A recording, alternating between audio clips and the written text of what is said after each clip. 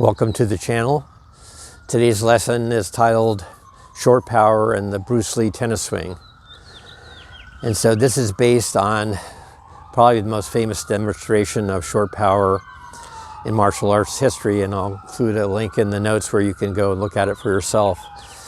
Basically, it was a demonstration that Bruce Lee did in Long Beach where he was in the boxing ring and a full-grown man was standing in front of him, just about the distance away from his fist, and his fist was only 1 inch away from the man's chest. And through his amazing generation of kinetic energy through his body out into his fist, in that 1 inch, he was able to drive his fist so hard into the man's chest that he was knocked over backwards. That's the famous 1 inch punch demonstration. So we're not going to be knocking over anyone in our lesson today, but I am channeling Bruce Lee in this lesson, and let's get started.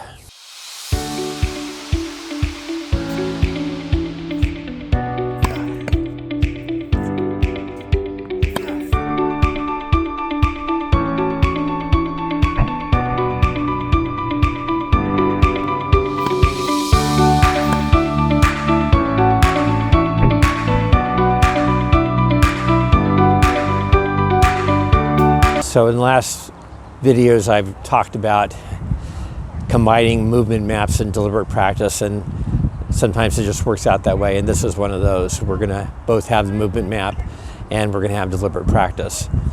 So to recap where we are in the sequence on the topspin swing, we've talked about all the take backs and the drop into the slot.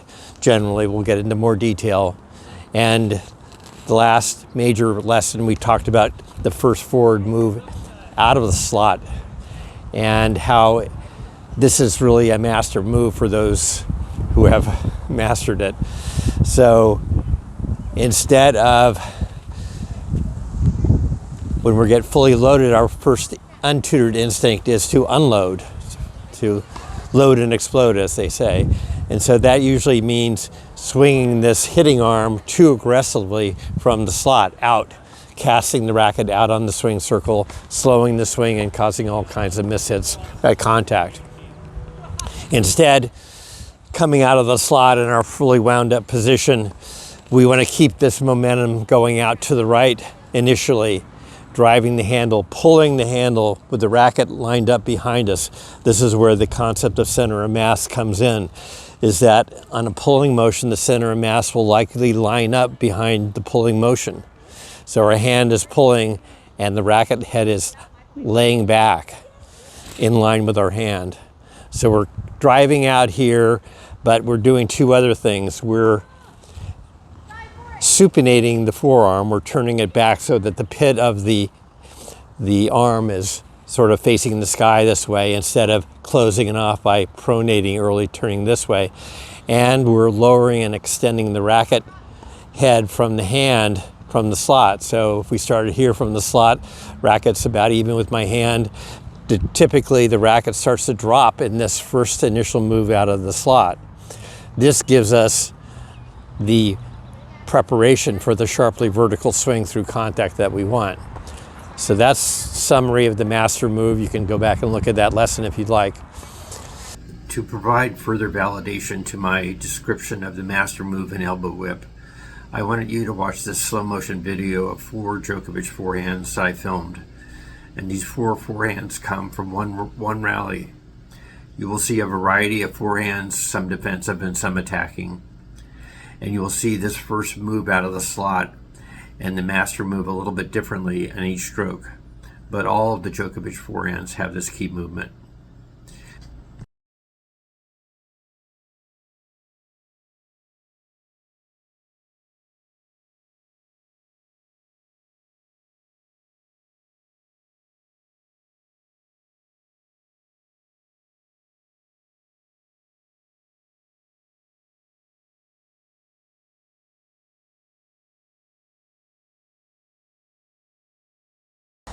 And in the very last lesson, the Go Code, I talked about Josh Waitzkin's book and the Art of Learning, and how he broke down the sequence of learning skills to large circles, small circles, and no circles. So the large circles are just so we're getting in the right ballpark of the movement. We're not trying to be precise, but we're trying to get generally the orientation of this movement that we've been working on. So we've had a lot of large circle work. The smaller circles are the more precise segments. So this is where we talked about the master movement and the forearm supinating and laying back the racket. That's a small circle. Eventually, when I get to where all of this is just automatic and unconscious, that's no circle. So again, in terms of big circles, where are we at and where we're trying to go to? Where we're trying to get away from the typical recreational swing, which is where the person's body, first of all, they're standing too erect. They don't really have any sinking or flexing into the ground. And they're extending the racket head early back here in line with the hand. And they start to swing forward immediately because they're anxious about getting squared up. And the racket and the path tends to be this horizontal path swinging around in which the arm is dominant. And because the arm is dominant and the body has stopped rotating, the head of the racket tends to swing around like here and gets ahead of the hand instead of behind the hand at contact. So that's sort of the not to do movement path. And I'm going to show you a video of Roger Federer's topspin in super slow motion, so you can really see these different phases that we're talking about coming from the slot, the dropping of the head of the racket, the pronation. You'll see that his forearm is still pointed to the sky, almost into contact before he starts to pronate, and you'll see his arm roll over in pronation as he passes through contact. But particularly, I want you to see how sharply vertical the modern topspin shot is. We just still have it in our movement map minds that this is somehow just a gradual low to high sort of casual path. Even I can swing it horizontally and then kind of roll over and get some topspin at it. That's not really the modern topspin executed at any high level. There is a inside out path, racket head dropping, and then as we approach contact, there's a very sharp rise, a throwing of the racket head in this windshield wiper action. This action is 25 to 30% vertical right in this contact zone, right here. And it's a lot more vertical than anyone really imagines just watching the game in real speed. So let's focus on that for now. Here we'll watch Federer in super slow motion coming from the slot. And we'll see the master move, the supination of the forearm, and the dropping and extending of the racket head down from the hand and elbow. And I'll pause the video as he completes the master move.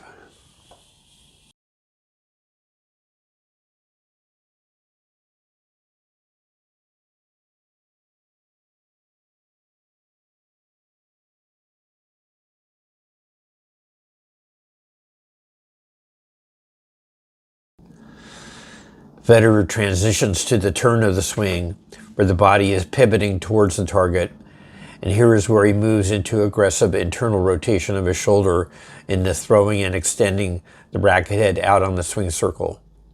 Sometimes the forearm starts in pronation here, but in Federer's case, as you will see, he keeps his forearm in a supinated position with the racket lagging back into the last moments into contact.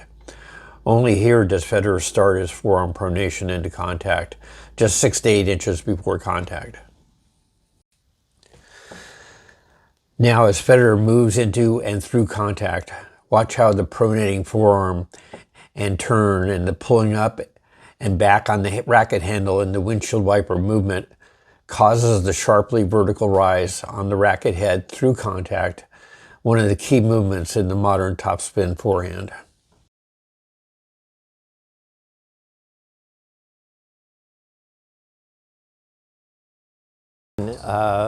A couple of different things about the common swingers that we see at the recreational at the highest level, and just to demonstrate it, they're at the highest level as well.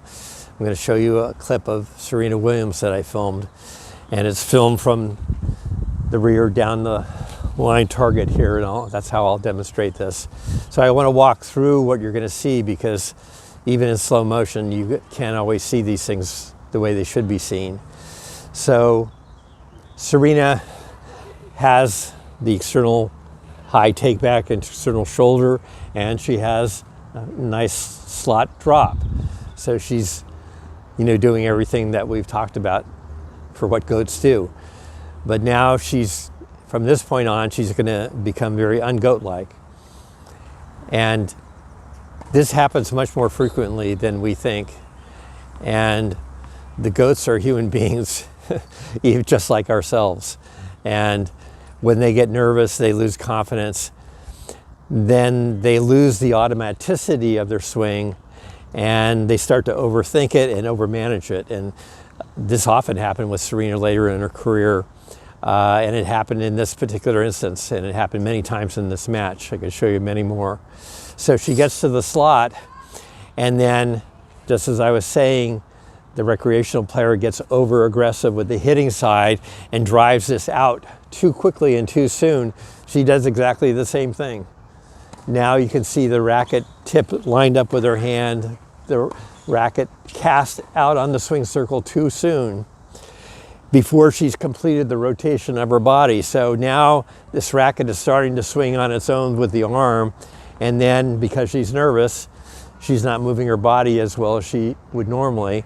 The body starts to freeze up, and the rotation stops of the body too soon. And now the arm, to complete the swing, has to take over.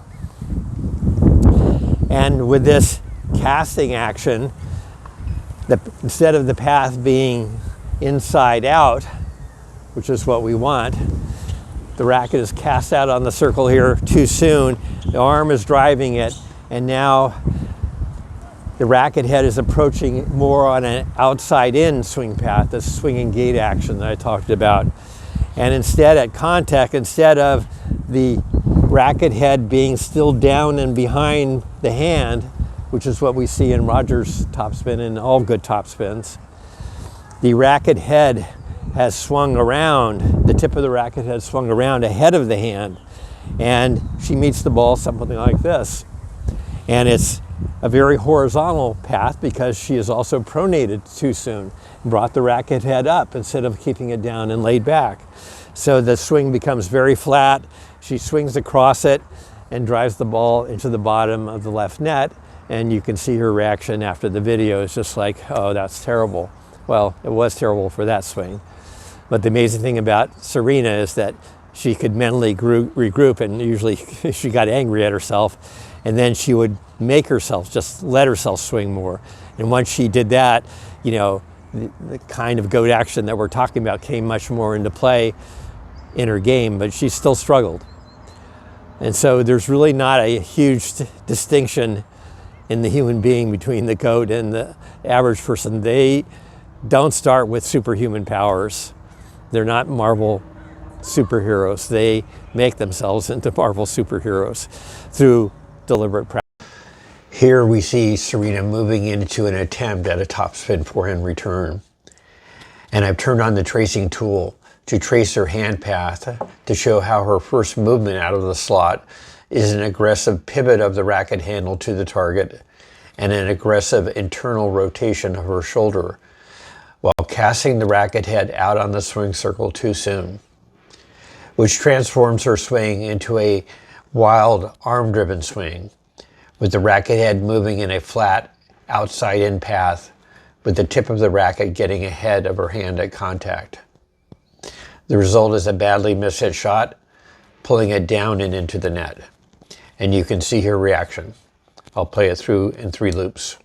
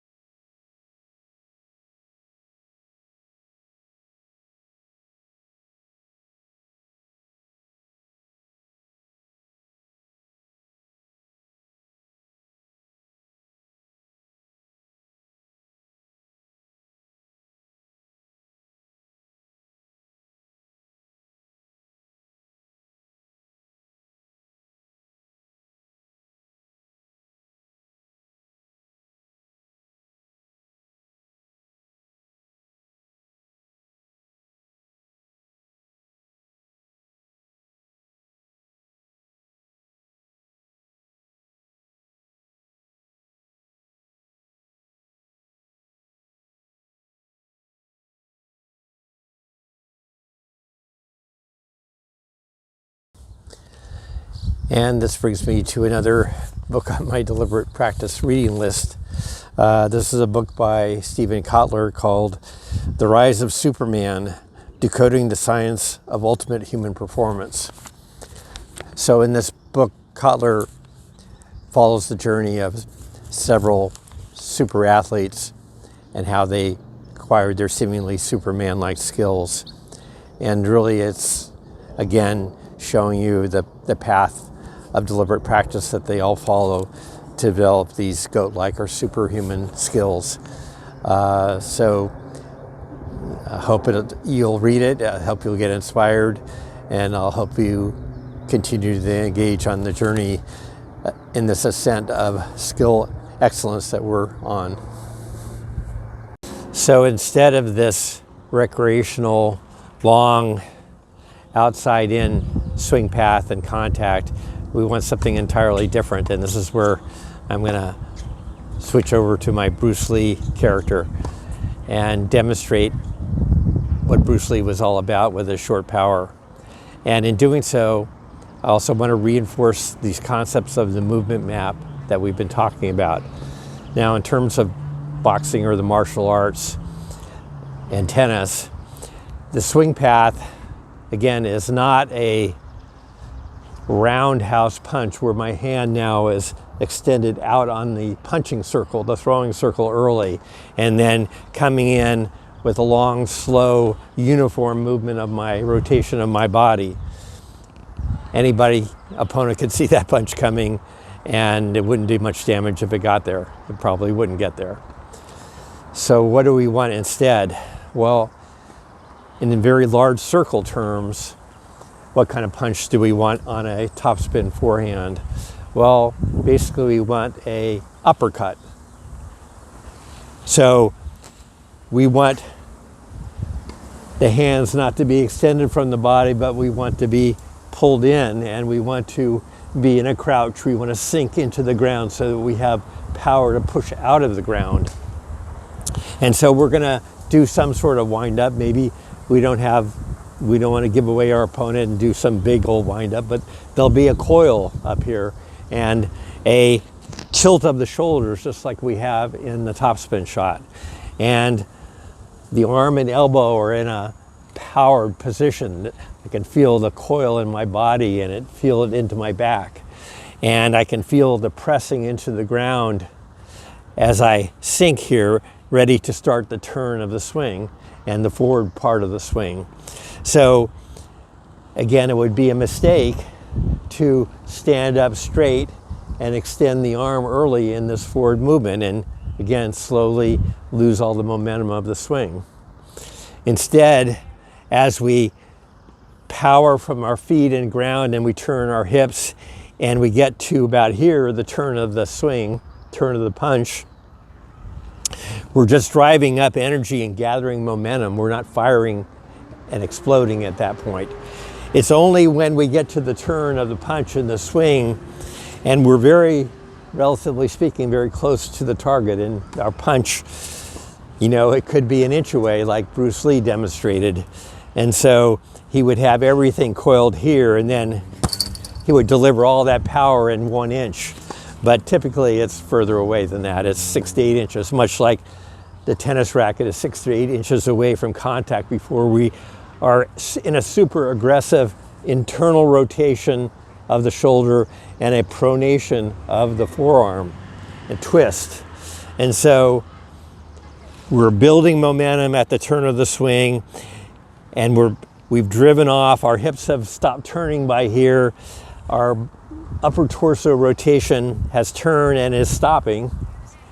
And as that stops, the energy is now passing into my shoulder complex, down to my arm, and all the way out to my fist. And then we have the same sort of elbow whip release. We have the elbow tucked slightly ahead of this turning hip here, just like we do in topspin forehand. And now we're rising with our body, stopping with our lead leg, just like we stop with our non-hitting hand in tennis. And then we're stopping here so that the hitting side can now truly be aggressive and really fire through. So again, it starts like this, and then it might go. It all comes in the last 60% of this forward swing. That's where all the speed and power comes from. But at the same time, the difference between just an uppercut punch and a topspin forehand is, and I'll demonstrate that now. So on the topspin forehand, we've had some winding and coiling back here and try to take it back with two hands, but our hands have to break because we reached the anatomical limit of where our hands can reach our lead side, and then our hands have to break, and then there's going to be some sort of lowering and winding further of the shoulder. So we have external rotation back here, and then we have more external rotation into the slot. Only now in the slot are we fully coiled and loaded up for our swing. And again, the racket tip is pointed to the side back fence, not to this side or not to this side, but because our hand and forearm are coiled back and wound up, it's pointing back to the side back fence. And our non-hitting arm is extended out, stretching our back so that we can use this as a pulling mechanism in our rotation. We'll get into more details of this later. We're just trying to do large circles here. And we drive forward with the turn of our lower body first initiating things. That's transferred to our turning torso. And we're starting forward with the arm, but the racket is lagging back and down of our hand because we've supinated so that our forearm is pointing to the sky. Racket head is lowering. And then as we get to the turn of the swing, that's when we begin a much more aggressive movement action. Now from the turn of the swing, the shoulder is going to go into internal rotation. This movement, and the forearm continues to be stayed laid back in a more supinated position. You saw that with Roger, all the way into contact almost. This pit of his elbow is still facing up. It's only when, as we approach contact, does the forearm start to pronate and the racket rolls over like that. But again, we're building momentum. We're summing up the forces of the kinetic chain as they moved up our body all the way out into this still coiled lag position at the turn of the swing. And then we're going to have, as opposed to the uppercut punch, even a more vertical rise of this through contact.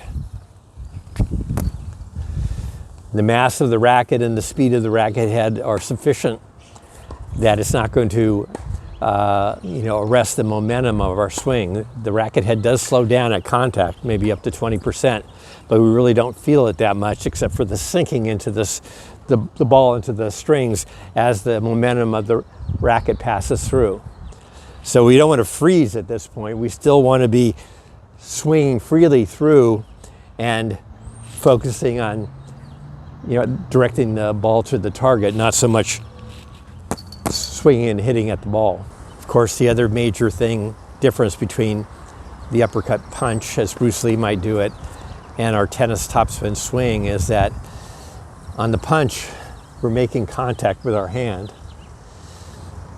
In tennis, we have this 27-inch extension of our hand, this whip object, and it makes a huge difference because, as we've been saying, if we lag and coil and preserve the energy of this lag and coil into the turn of the swing, then we can accelerate this racket head 4 times the speed of our hand. And that's just a tremendous amount of power and speed that we can get from the whip effect. But again, we don't want to lose track of our large circle learning, which is all the things that are bringing us the summation of kinetic chain energy of our body, the pulling action of our body in the rotation, leading the lagging racket head down, and then the release of this in a free release of that energy without any thought of trying to maneuver and manage contact. We want to totally eliminate that. A famous golf instructor, Mike Austin, said the only way to gain control is to give up control. So we really have to give up our idea, again, untutored ideas. Somehow we can manage this action, but it's way too fast. It's way too fast. This is from the slot to the contact is less than 0.1 seconds. You know, you only have a few milliseconds, relatively speaking, to pass through here. There's no way you can consciously control this and manage it. And so that notion has to be given up completely. And you have to build confidence in letting this go, of course, with the right form. And the racket will come around on its own because of the forces of physics that we talked about in earlier lessons. The center of mass, when thrown out on the swing circle, wants to pivot this racket head around on its own. If we let the action happen in a pulling way around the swing circle,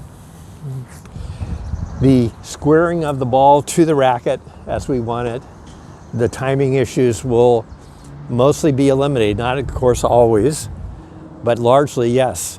And so this means that you can eventually swing through as hard as your body can do it if you have the proper form. And it's not going to erode your consistency that much. And you will feel in this action the ball sinking into the strings deeper. And that resonance of that feel will come back into the core of your body because that's where the power is being generated from. That's what the goats feel. And that's what we want to feel.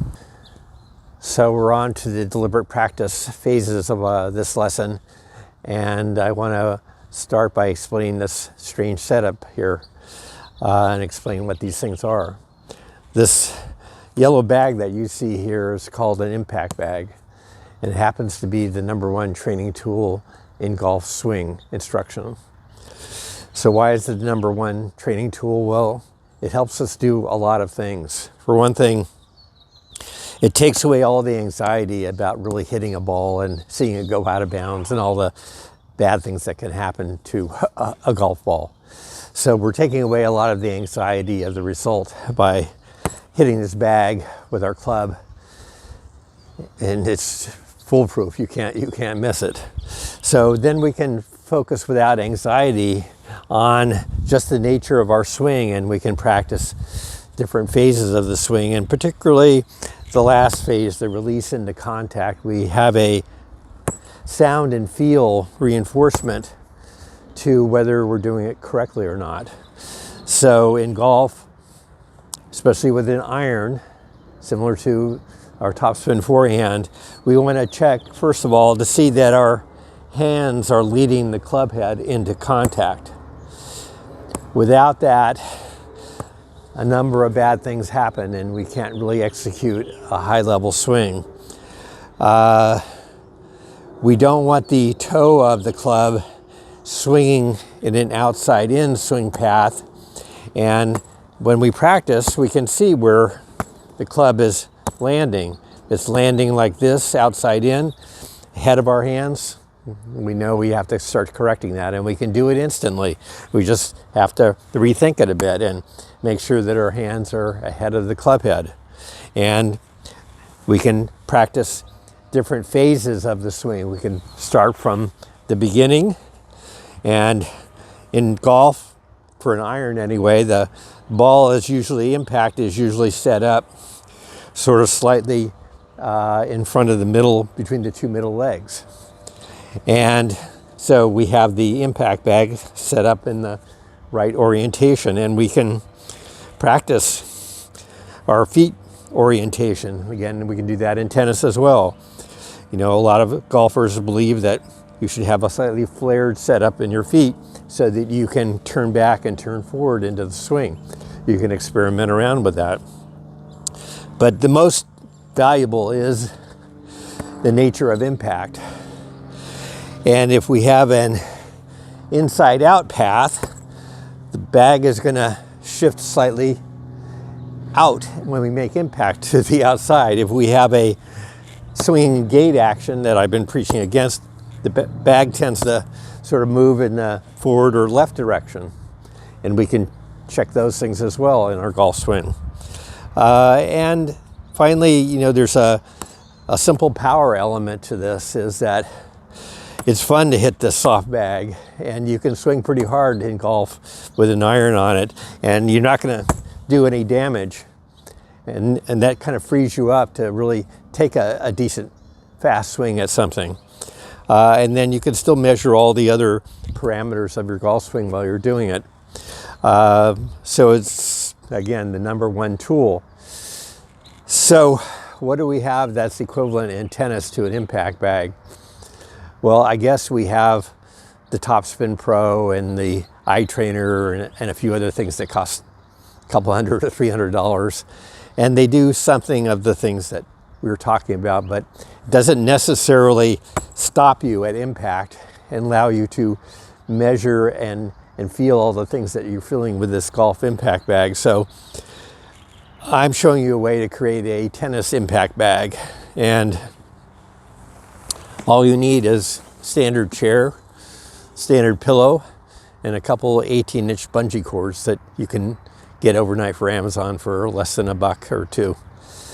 And so to create this impact bag for tennis, we're just going to wrap the bungee cord around with the top of the pillow sticking up 2 or 3 inches over the chair. You can do it with one, but better to secure it with 2 bungee cords.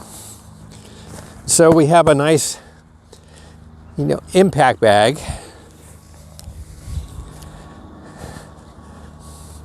that's at the impact level that we want for our topspin swing.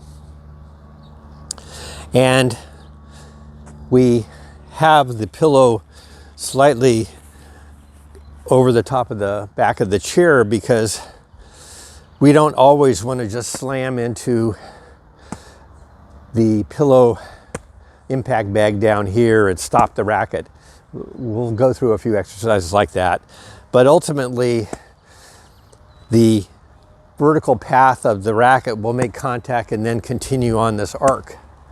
And so we don't want to lose track of that swing path and that feel as well. So the first exercise I want you to do in this Bruce Lee swing lesson is execute an uppercut punch against the bag. And so we're going to set up with the kind of orientation that we might set up with a topspin forehand. So impact is usually going to be slightly ahead of our lead leg. Our body is going to be closed to the target. Target's over here. I'm closed, I'm coiled.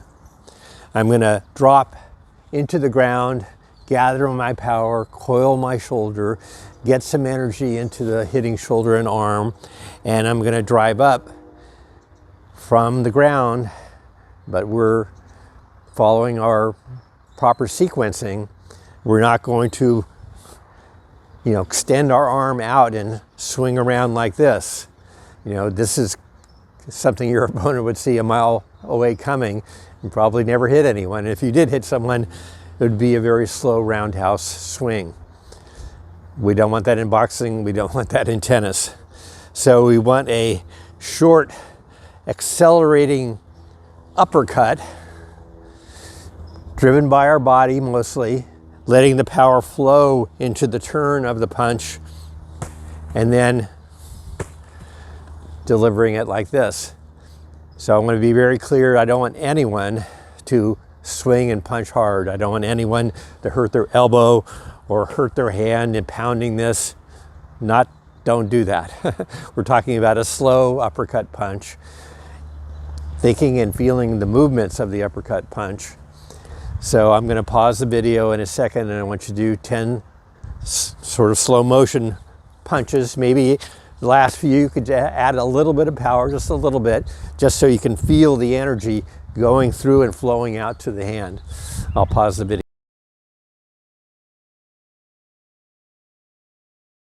Now we're gonna let our Bruce Lee personality go for a moment and pick up the racket in our hand and become tennis players again. And we're gonna try this experiment gripping with a semi-Western or Western grip. That means the pad of the index finger on the 4th bevel here for semi-Western, on the 5th bevel for Western. Either one's fine. So we're gonna have a semi-Western grip, let's say. Hand's going to be rotated below the handle instead of to the side like an Eastern forehand. And we're going to grip it in our fingers, not in the palm of our hand. That creates this leveraging effect that we don't want. We're going to control the racket in the bottom 3 fingers of our hand, and we can take our top 2 fingers off. And in fact, in this first exercise, which I just want you to get the feel of impact of how this is going to go, I want you to take these 2 top fingers off and prove to yourself that you can swing this racket just with these bottom 3 fingers. Those are the primary fingers in the topspin shot. So I want you to do just 5 casual swings, light swings, and you're kind of hitting in the middle, not glancing off for now, because I want you to feel how much power you can put into this bag. And, whether you're knocking over the chair or something, we don't want that. We might rock it a little, but for now, I just want you to get the feel and the sound of it. And this is just something fun to do. And I know I use the fun word, but I would call this fun too exercise. We're really learning and getting the reinforcement of a skill enhancement while we're having fun. That's the best kind of fun. So I'm going to pause the video for you to do 5 casual swings.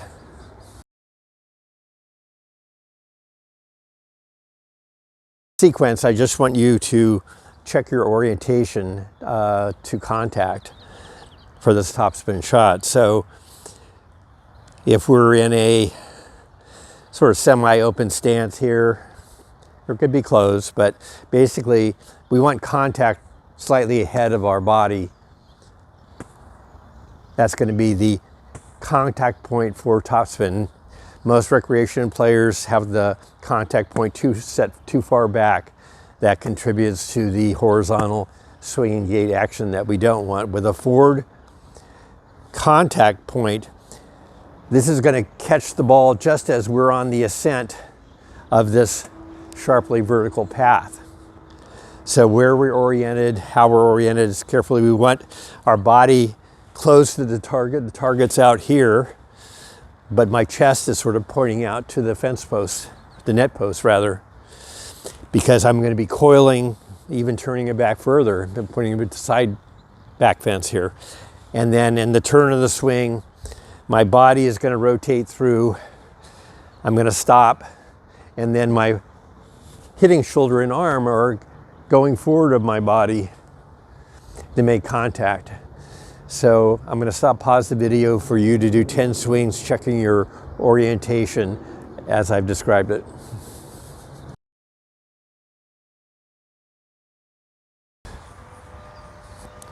In this next sequence, I want you to check how closed your racket face is to vertical at contact. And I've got the camera set up so you can see this more clearly. Now, most recreation players and many instructors are still demonstrating the point of contact with the racket coming and the racket face being vertical to the ground at contact like this. For a topspin shot, this is incorrect. For a topspin shot, if you have your face vertical like this to the ground, the ball is going to shoot over the back of the baseline in a bad miss hit. It's going to create too much trajectory and loft on the ball and not enough spin as well. So what does the GOAT topspin forehand look like at contact? It looks like this. The racket face is closed to vertical 8 to 12% this way, closed down. So this enables the ball on this sharply vertical ascent to sink, both sink into the bed to give you the power and the spring off the racket, and the ball will be spinning off the racket bed as the vertical path goes up. Both power and speed with the racket face closed in this ascending path. So I want you to do 10 swings where you're focused on this, and this time we're going to be more clipping the back top of the face of the pillow here, and we're going to stop momentarily, the first 5, to check to see that indeed our racket face is closed enough. We're not too close, and certainly we don't want it vertical or open. So you'll have to play around each time you go here. You have to check, where is it? And next time make the adjustment to try to get this 8 to 12% closed in this clipping action as we go through in this vertical path. So I'll pause for you to do 10 of these checks on your vertical point of contact.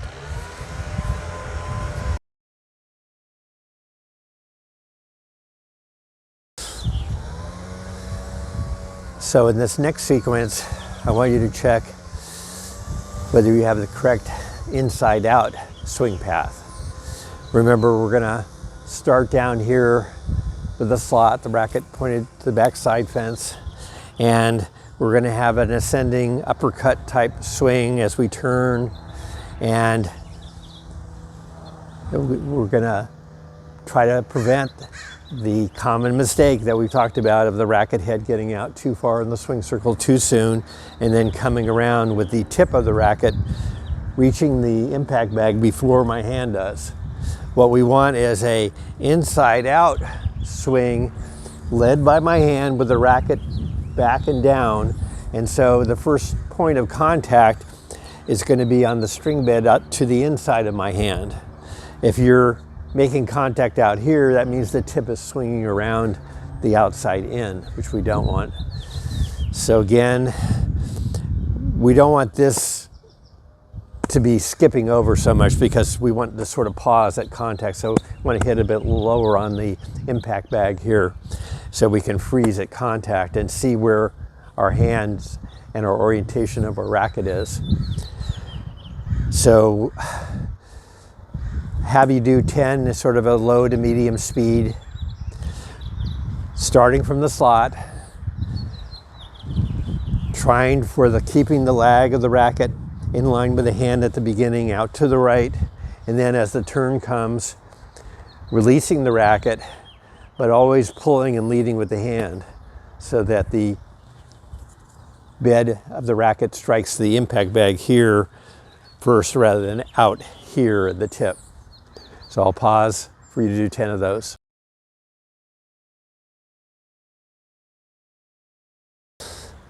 Now in our next relaxed sequence, I want you to focus a little bit more on the power generation component of your swing.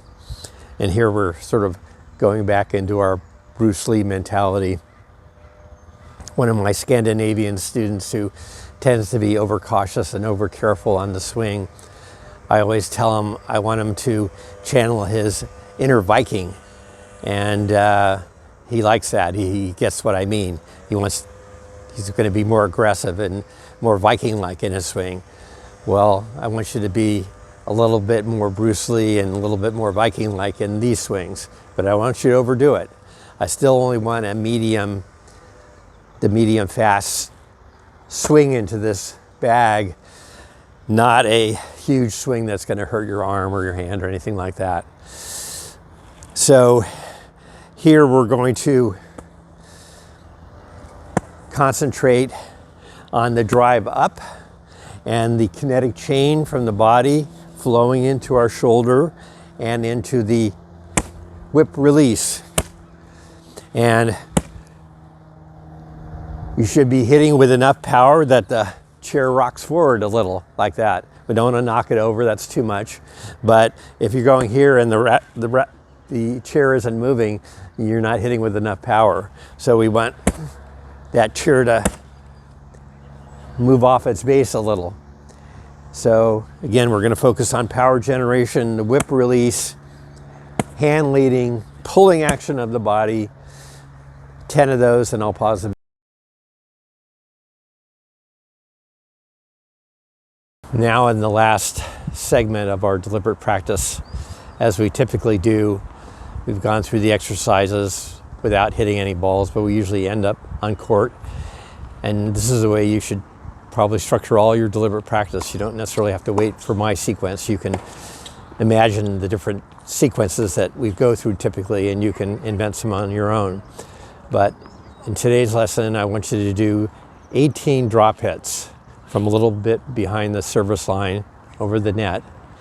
And our goal is to hit a topspin forehand shot that lands inside the court. We're not going to get too cute about it.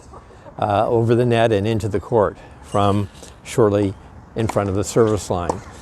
So I want these 18 hits to be done in sequence.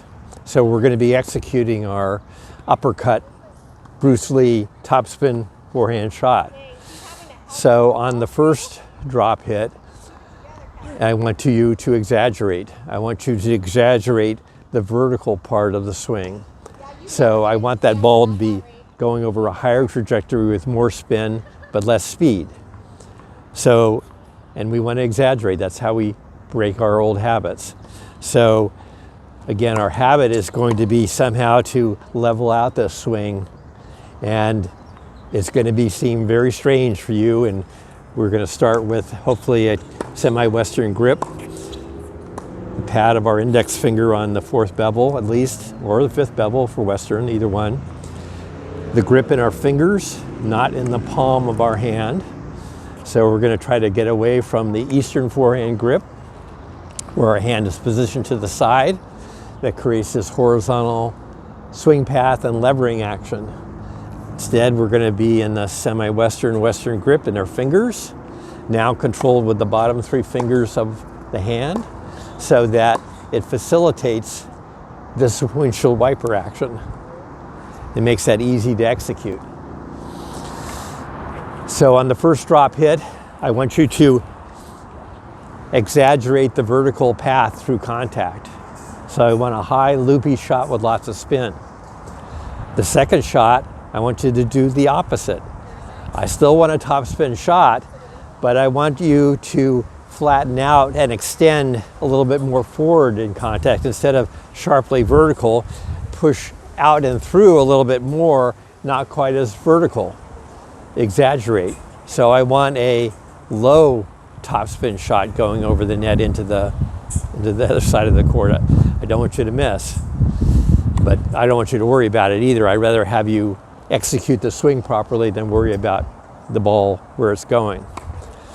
And on the third of this sequence, I want you to try to combine both. I want you to combine the vertical path along with the extension of the elbow and hand through contact, so you're getting the power and the spin, just like the goats do. So sharply vertical spin. Second one is straighter and path and more forward for more power, but still topspin. And the third to combine the two. And so that's 18 strokes, that's 6 different sequences of it. And take your time between each one, modulate, think about what happened each time that you hit, so that you can build that awareness of this movement into your core memory. And I'll pause the video so you can execute these 18 strokes in this 3-stroke sequence.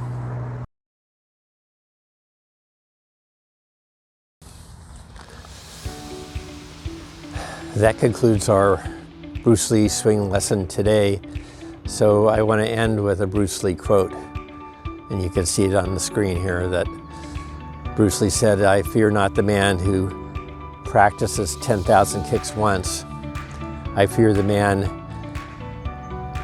who practices one kick 10,000 times." So that's really Bruce Lee talking like a deliberate practice practitioner, an expert practitioner. And I would say the same thing to you about tennis, is that I don't fear a tennis player that practices 10,000 times in a helter-skelter manner in which they're only reinforcing their current level of skill. I fear the man who practices the topspin forehand deliberately 10,000 times. That's the player you're going to be afraid of, and that's the player I want you to be.